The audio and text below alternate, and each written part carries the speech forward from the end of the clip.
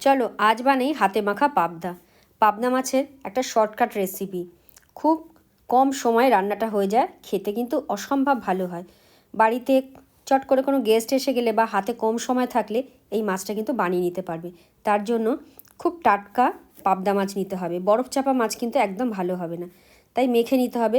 পরিমাণ মতো নুন দিয়ে দিলাম, আর এটা জিরে শুকনো লঙ্কা হাতে বেটে নিয়েছি। মশলাটা একটু হাতে বেটে নেওয়ারই চেষ্টা করবে। নিয়ে দিলাম একটা টমেটো পেস্ট, সামান্য একটু আদা বাটা, পরিমাণ মতো হলুদ, আর হাফ টেবিল চামচ কাশ্মীরি লাল লঙ্কার গুঁড়ো, সামান্য একটু সর্ষের তেল দিয়ে খুব ভালো করে মাছটা মাখিয়ে নিতে হবে। যেহেতু হাতে মাখা পাবদা, তাই মাখাটা কিন্তু খুব ভালো হতে হবে।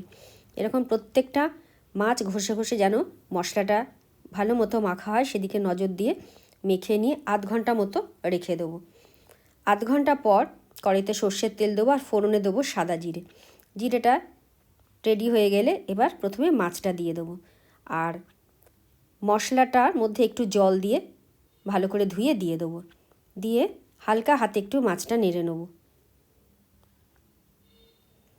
এখন একটু গ্যাসটা বাড়িয়ে দেবো যাতে মাছের ঝোলটা তাড়াতাড়ি করে ফুটে যায়।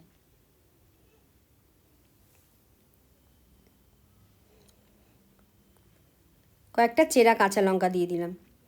মাছ ফুটতে শুরু করেছে, এইবার কিন্তু গ্যাসটা একটু মাঝারি করে দেবো, আর মাছটা আরেকবার একটু হালকা হাতে নেড়ে নেব। দিয়ে এবার ঢাকা চাপা দিয়ে দেবো।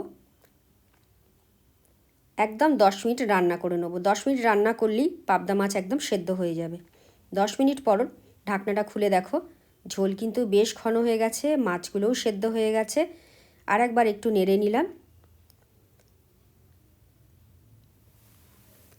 এইবার বেশ খানিকটা ধনেপাতা কুচি করে নিয়েছি, ধনেপাতা কুচিটা উপর থেকে ছড়িয়ে দেবো। দিয়ে আর একবার একটুখানি নেড়ে নেব। নেড়ে এইবার গ্যাসটা বন্ধ করে দিলেই রেডি হয়ে যাবে দারুণ স্বাদের এই হাতে মাখা পাবদা। খেতে কিন্তু অসম্ভব ভালো হয়, আর গরম গরম ভাতে এর জুড়ি মেলা ভার। তাহলে দেখলে তো কত সহজে রান্নাটা। অবশ্যই একবার রান্না করে খেয়ে দেখো, আশা করি তোমাদের খুব ভালো লাগবে। আজ এই অবধি, ফিরবো আবার নতুন ভিডিওর সাথে। সবাই সুস্থ থেকো, ভালো থেকো, আর যদি ভিডিওটা ভালো লাগে তাহলে একটা লাইক করে দিও আর কমেন্ট করে জানিও তোমাদের কেমন লাগলো।